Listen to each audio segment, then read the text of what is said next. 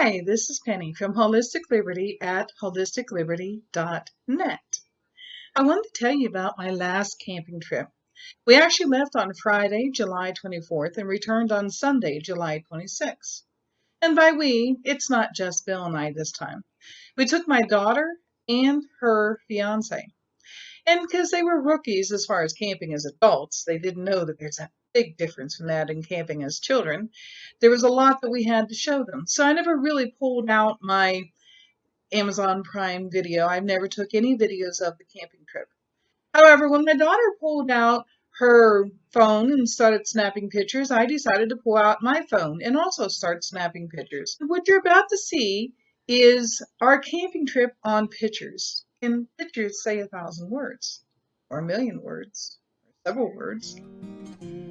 However, I did add a few pictures from other things to tell the story. And you'll understand as you see the story that I'm about to narrate for you. I really hope that you enjoy this video.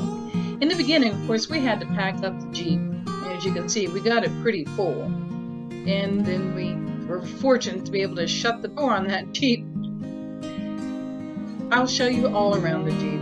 You can see we had a little bit of firewood there, and on the sides we have, what we put the ice in. And actually, even after that, we packed in more stuff, but we didn't take pictures at that time.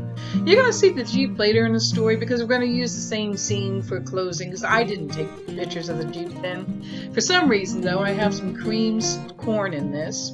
This is my daughter, Nicole. She went camping with us, and she seemed to like this tree and hammocking and the tree and the hammock and the tree.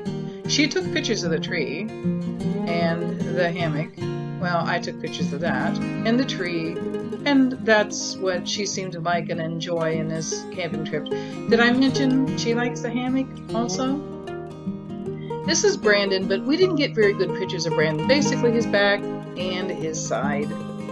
So there's a picture of Brandon. Oh, but that was taken a couple years ago in a store. This is Bill. Bill goes camping all the time. What can I tell you about Bill? He wears a kilt. He's cute in a kilt. He does hammocking, and he's also an amateur radio operator who enjoys that. Here's a closer look at Bill.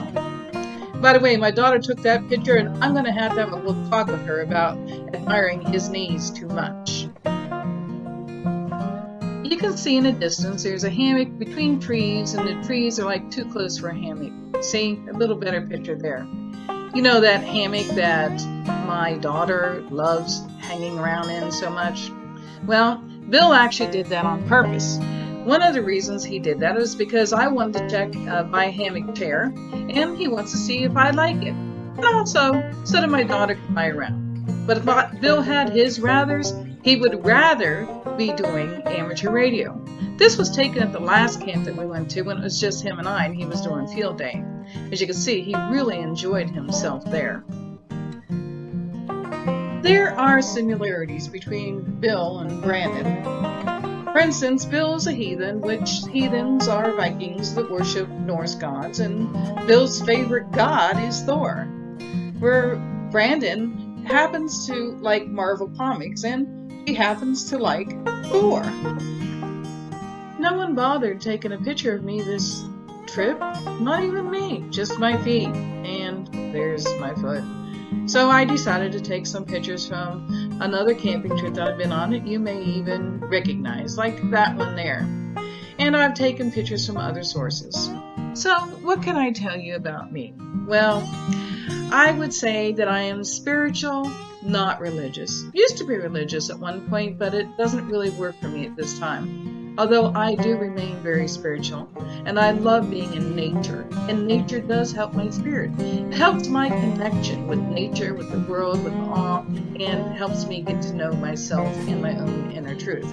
And if you know anything about me, searching for my truth or living my truth has been my goal. And each and every day, I get to know myself even more and go through even more self-discovery. Now, some people might say I'm a pagan, and actually today's life, a pagan is more of a modern day hippie, and I'm also a little bit kooky, so we can go from there. And this is my end of the little tent thing, and that's inside my tent. You can see the little hippie style. And there is the top of the tent. I guess I went a little crazy taking pictures. Then here's the campsite. If you look at that hammock right there, that's a setup I told you about earlier where the trees are too close. But look at our picnic table. I want you to take a closer look at a few things on that picnic table. See that? Not just our ice chest, but our Berkey. We brought a water filtration system, a Berkey. We use it at home actually, constantly. Rather than to bring bunches of water, we decided to filter it through a Berkey. There's Brandon and Nicole's tent. Now there's Joe Pool Lake. I'll tell you a little bit more about that lake later, but that's the lake that my campsite was near. Brandon wanted to go fox hunting. No, not that kind of fox. And I caught a fox one time, but no, that wasn't a fox either. That was my little dog Rendezvous, and that was taken a couple years ago. Looks like a fox though. And I don't think that's a fox either when you think about it. People sometimes thought I was a fox back in 1985 when I really looked hot, but not that kind of fox either. My first time I went fox hunting was with a friend of mine named Marianne at the Mesquite Club. And if you look at that cup, and take a close look at that cup, that is not a straw. Inside of that cup is a little transmitter. That was the fox.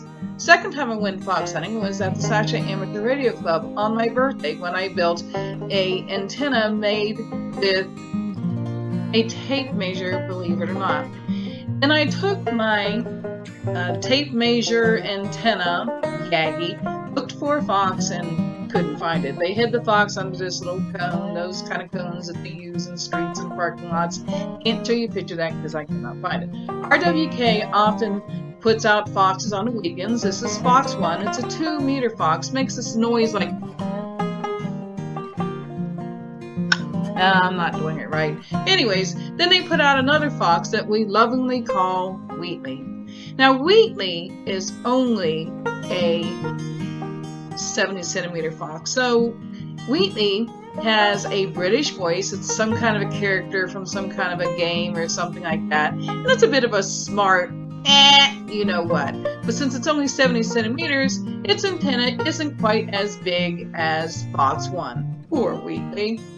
Now, in this case, I am the fox, and what I decided to do was take this radio, and I handed this radio to, well, who wanted to go fox hunting, and that would be Brandon. Now, I took my radio, and I went down to Joe Pool Lake, and then I started throwing out my call sign on the radio because you're supposed to give a call sign, and the foxes often give one usually in Morse code. But I did it. Not that radio, this radio. I took that radio, threw out my call sign, and said a little few insults, actually joking around with Brandon in order to get him to come and get me. So Brandon took the radio, and he went according to listening to it and decided to go down to the lake because that's where he got the strongest signal. Why? Because I was there. But it was mutual. Meanwhile, Nicole, that I mentioned she loves hammocks, laid around in a hammock taking pictures of trees. And she told me that she enjoyed it because due to her weight, she doesn't often get to be in something that gives her a flotation feeling. So she did discover a few things while camping. Such as she discovered that she likes that tree. That's why she took so many pictures of the tree that was holding up the hammock. And she also discovered she wants to try doing serious hammock camping with the hammock done right. Bill was sitting around enjoying himself. He didn't get much of a chance to just relax. He probably did some radio stuff, but I don't know how much. He took a lot of time checking out other campsites, though. We did a lot of family things together, like eating and sitting around and laughing and making jokes. And while we were picnicking one time, Nicole and Brandon had discovered this poor little innocent caterpillar had been stung by some kind of an insect, and it slowly died. This is one of the campsites that was next to us that was empty that we had checked out and along with others to see what sites we might want to try the next time around. And we found quite a few. Number 44 I think we're going to do next, but it's if it's available. So anyway, in the morning I got up and I packed up all my stuff and ate my breakfast before anybody else got up. And our rookies didn't quite know how to pack up their tent. They had air in it and they tried to squeeze the air out, which I thought this was rather cute. So I wanted to show you kind of a hugging kind of thing here. Watch this.